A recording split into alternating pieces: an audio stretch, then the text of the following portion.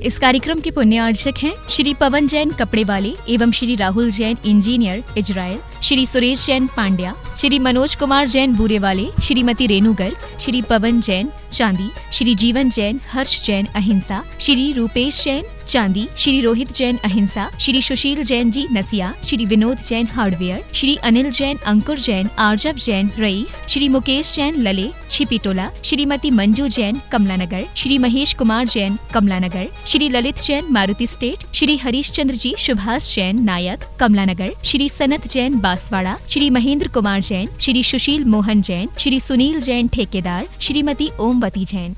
माँ, आज मैं बहुत अच्छी बात बताऊं। आज तो मैंने सबको हरा दिया और मैं जीत करके आ गई। माँ कहती है तुमने कुछ भी नहीं जीता, तुमने कुछ भी नहीं जीता। माँ, तुम मुझसे खुश नहीं हो? मैं 50 को जीत करके आया हूं, 50 लोगों को मैंने हराया है। अब मुझसे खुश नहीं हो? नहीं। देखो, तुमने कुछ भी नहीं जीता, तुम्हारे पिताजी सर्व जीता है। मां, मैं सर्व जीता हूं, पिताजी नहीं है। मैंने 50 को जीता है। नहीं बेटा, तुम्हारे पिताजी सर्व जीता। मेरे पिताजी सर्व जीता है। उनने किसको जीता? किसको जीता? तो मां कहती है तुम जानना चाहते हो? हाँ मां, मैं भी सर्व जीता बनना चाहता हूं। अच्छा, तुम युद्ध करोगे? हाँ। कैसे करोगे? तुम्हें विश्वास है कि तुम जीत के दिखाओगे? हाँ मां, यदि मेरे पिताजी सर्व जीता है तो मैं भी सर्व जीता बनूंगा। अब तो मुझे बताइए वो 5 कौन कौन है जिसे तुम्हारे पिताजी ने जीता? और मां बताने लगती है बेटा, तुम्हारे पिताजी ने हिंसा को जीता, झूठ को जीता, चोरी को जीता, कुशील को जीता और परिग्रह को जीता। तुम्हारे पिताजी ने 5 महाव्रत को धारण किया, इसलिए तुम्हारे पिताजी ही सर्वजेता हैं। बाहर को जीतने वाला सर्वजेता नहीं हो सकता। जिन्होंने अष्ट कर्मों को जीत लिया है वही सर्वजेता है। हम और आप तो एक प्रतियोगिता में यदि उत्तीर्ण हो जाए तो कहने लगते देखो मैंने ये ट्रॉफी, क्या हुआ? मैच हो रहा था, हमने जीता, हमने जीता। कुछ भी नहीं जीता तुमने। यदि तुम उन शत्रुओं को जीत लेते तो मानते कि तुम सर्वजेता हो। उस माँ ने अपने छोटे से नन्हे से बालक को बताए और वह बेटा निकल गया। माँ, मैं भी सर्वजेता बनूंगा, मैं भी पिताजी के मार्ग पर चलूंगा और मैं भी दीक्षा लूंगा, लेकिन मैं तो सर्वजेता बनूंगा। मुझे मात्र बाहर का जेता नहीं बनना है। और ऐसे जीतने वाले जेता नहीं कहलाते। सर्वजेता तो वही होते हैं जिन्होंने अपने कर्मों को जीत लिया है, उस पर विजय प्राप्त कर ली है। इसी तरह उस बालक के बाद जब उस जीतने की ओर बढ़ गया तो उसके जीवन में शांति का संचार होने लगा। देखिए, जिसके अंदर में युद्ध चलता है उसके अंदर में अशांति होती है। जिसके जीवन में पाप होते हैं उसके जीवन में सुख नहीं होता है। जिसके जीवन में प्रमाद होता है उसका मंगल नहीं होता है, उसका अमंगल होता है। जिसके जीवन में 4 कसाएं होती हैं, 4 दुर्गुण होते हैं, उसके अंदर में गुण नहीं निवास करते हैं। जिसके पास 4 कसाएं होंगी उसके पास 4 अनुयोग नहीं होंगे। इसलिए ये विचार कर लेना कि आपके अंदर में कौन सी सामग्री भरी पड़ी हुई है। वह सुख की सामग्री है कि दुख की सामग्री है। यदि शांति के लिए आए हो, क्योंकि 43 नंबर का काव्य पढ़ने वाले हो, शांति मिले, सुख मिले, कल्याण हो, मंगल हो, ये सब कुछ होगा। पहले आत्म शांति रखो। कैसे रखो आत्म शांति? देखो, संगोष्ठी में मैं शांति के लिए भक्तंबर, शांति कैसे रखूं? शांति का उपाय क्या है? जो आपके पास है उसमें संतुष्ट रहना। जो आपके पास है उसमें संतुष्ट रहना शांति है। यदि आपके पास जो नहीं है और देखोगे, इच्छा रखोगे, प्राप्ति नहीं होगी तो अशांति जन्म ले लेगी। अशांति कहीं और नहीं है और शांति कहीं और नहीं है, आपके अंदर में ही अशांति है और आपके अंदर में ही शांति है। जो अशांति है, अशांति में से आ को माइनस कर दो। अशांति में से आ को माइनस कर दो, शांति जन्म ले जाएगी। अज्ञान में से आ को माइनस कर दो, ज्ञान जन्म ले लेगा। अज्ञानी में से आ को माइनस कर दो, ज्ञानी बन जाओगे। अवगुण में से आ को माइनस कर दो, गुण जन्म ले लेंगे। कुछ ज्यादा नहीं करना है कि पहले अवगुण हटाना, नहीं करना, सिर्फ एक को ही तो माइनस करना है। किसको माइनस करना है? आ को ही तो हटाना। आ मतलब मुख हमेशा खुला है, आने दो, आने दो। आ और अशांति का कारण आ करो तो सारा अशांति का कारण है। और आ को हटा ही दो तो शांति ही शांति है। और जब शांति होगी तो सुख तो आएगा ही। सुख कहीं बाहर में नहीं है, सुख कहीं मंदिर में नहीं है। तुम सोचो कि सुख मिल जाए, तुम्हारे अंदर में जितनी शांति होगी तुम्हारे पास उतना सुख होगा। और तुम्हारे पास जितनी अशांति होगी तुम्हारे पास उतना दुख होगा। और तुम्हारे पास जितना ज्ञान होगा उतना तुम्हारे पास दुख होगा। अब करो, तुम दुखी हो, मैं बहुत दुखी हूँ, मैं बहुत दुखी हूँ, मेरे जितना तो दुख इस संसार में किसी के पास नहीं है। ओहो, तुम्हारे पास जितना दुख है तुमने कैसे जान लिया? मेरे पास जितना दुख है उतना किसी के पास नहीं है। अभी तुमने देखा नहीं कुछ, तुमने सिर्फ अपने आप को देखा है और तुमने कह दिया सबसे ज्यादा दुख तो मेरे पास ही है। नहीं, सबसे ज्यादा दुख तो जिनके पास है उनके पास तो तुमने जाकर के देखा ही नहीं है।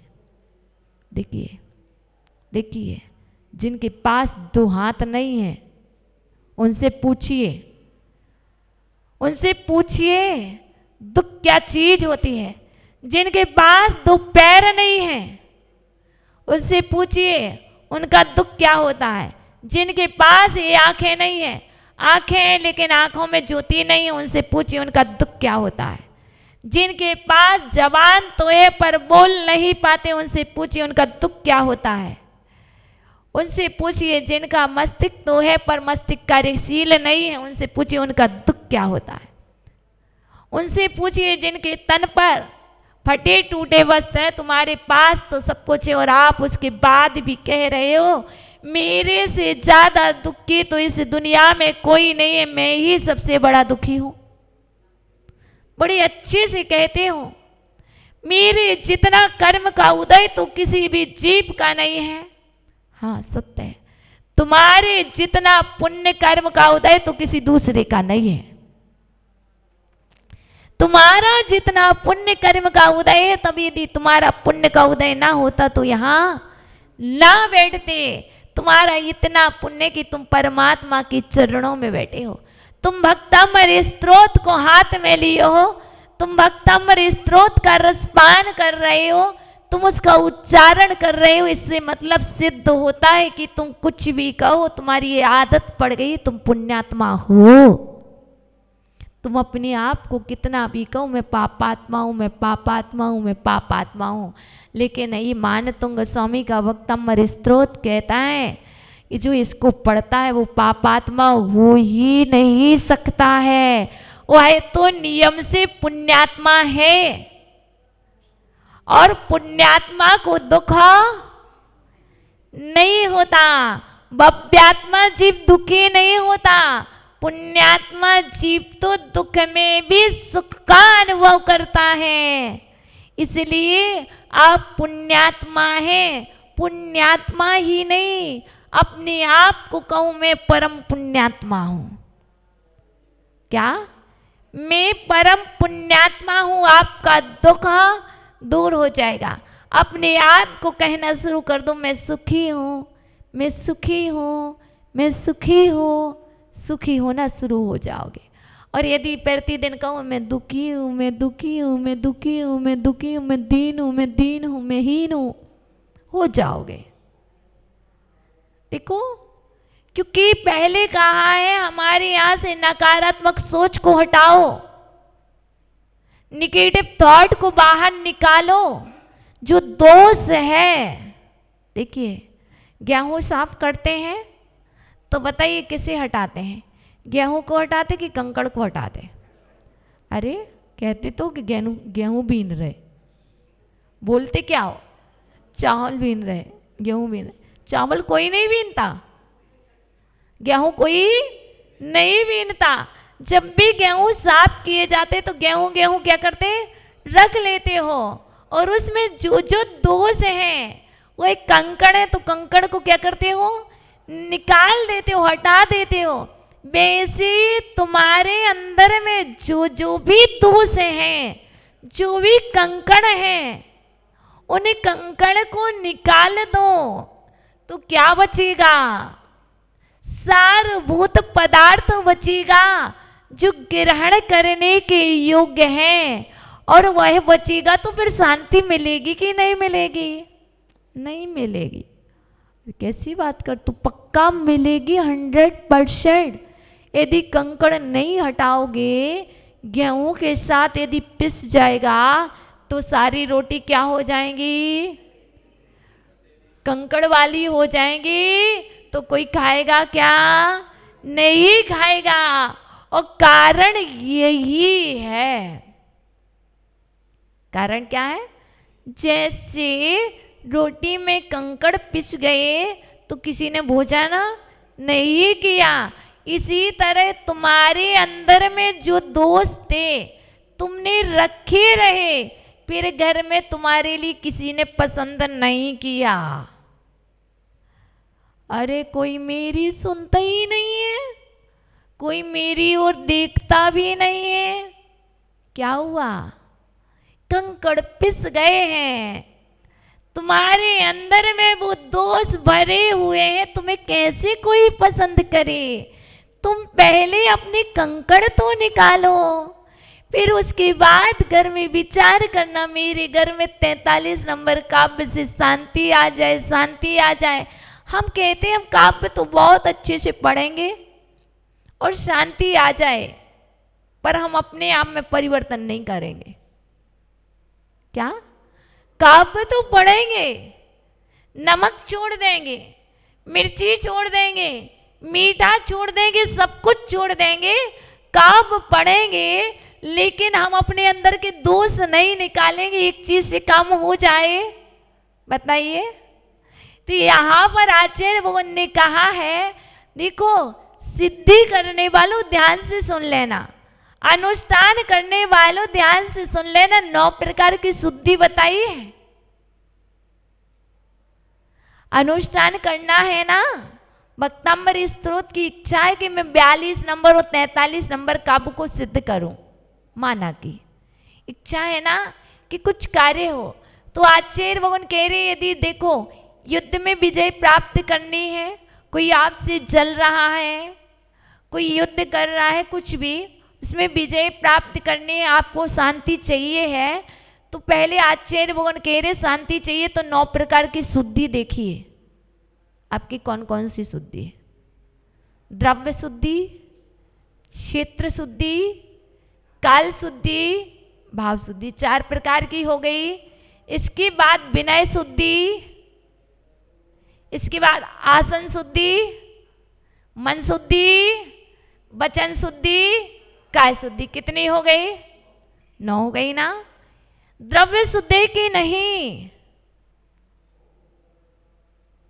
द्रव्य शुद्धि की नहीं, द्रव्य शुद्धि होना चाहिए।